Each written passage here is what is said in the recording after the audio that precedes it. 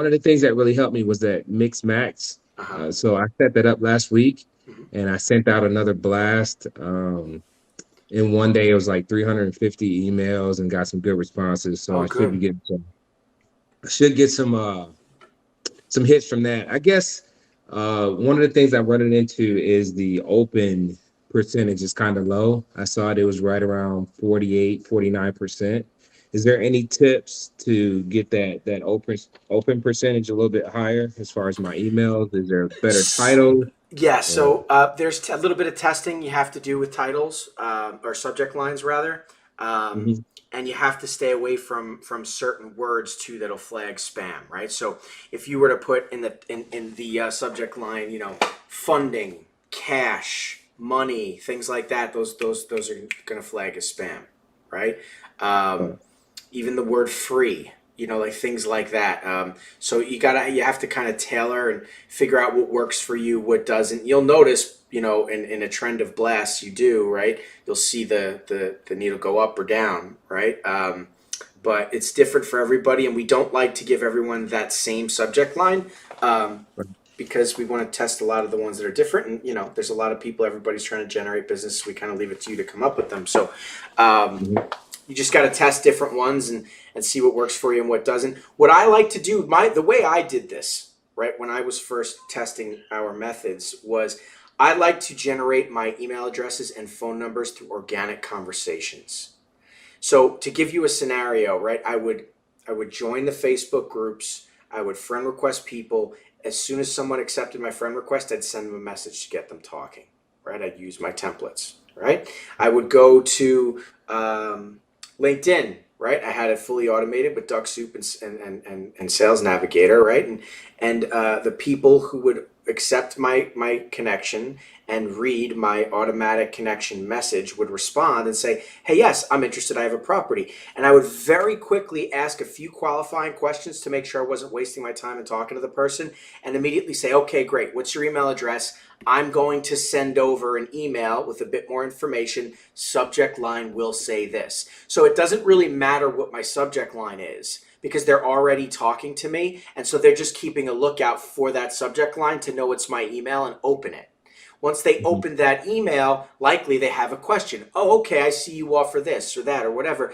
Do you have? Can you? I have a scenario here. What do you think? I immediately send the next template, right? And we created that template for a reason, which is, I understand you have a lot of questions. Let's set up a call between you, myself, and my team leader, and we can discuss, right? And right away we get the phone number, we get them on the phone. And so by doing those two things, it's already a warm conversation. They're already keeping an eye out for your email, so you don't have that as a challenge. Now, obviously, there's going to be those that you're cold email blasting, right? Because you're gathering their email addresses in the Facebook groups, in the feed, right, in the comment section. So that's going to happen. But if you can couple these things, right, it's the multi-platform approach. That is where you start to get a ton of leads coming your way. But if you just stick to Mhm. just simply just gathering email addresses and scavenging and doing your email blast, that's all you ever do, you're going to have limited results. It's the combination of all of these things that put you in a place where you just have a really full and active funnel. Does that make So when sense? yeah, when do you suggest that? Because I haven't started doing anything with Right LinkedIn. away. Right away. I suggest it right away. Get into. You want to work out it all. It's all there in the training. You want to work out the multi-platform approach, and that's what your client list and tracker is for, to help you understand what your daily outreach should look like at a maximum for each of these platforms. Don't feel like you have to take it all on at once, right? You can skew the numbers down to fit whatever time frame you have per day to get it done, but test each of the avenues and scale over time and get to a place to where you can do all of these things, because I guarantee you will have tons of leads. You'll have tons of leads. You won't be sitting there waiting. You'll have plenty of people to talk to. There's no reason. I mean, we've had people come into their program and get 40, 50 applications in the month.